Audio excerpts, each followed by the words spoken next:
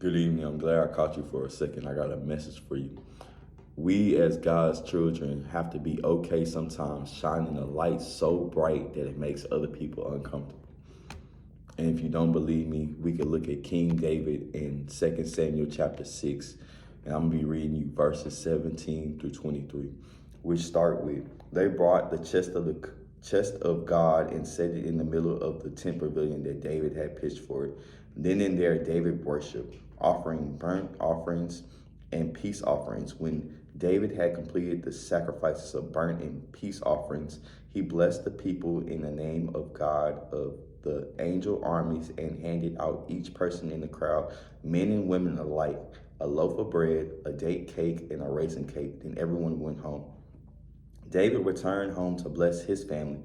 Michal, Saul's daughter, came out to greet him. How wonderful the king has distinguished himself today, exposing himself to the eyes of the servants' maids like some burly street dancer. David replied to Michal, in God's presence, I'll dance all I want. He chose me over your father and the rest of our family and made me prince over God's people, over Israel. That's how you tell him. That's a burn.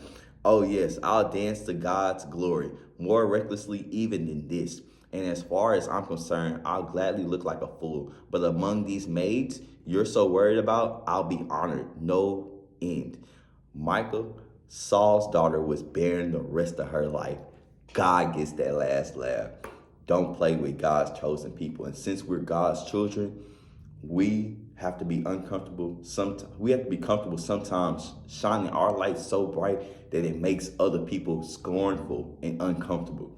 And that's okay, because at the end of the day, we're honoring God. We're praising God. We're doing what we're supposed to be doing.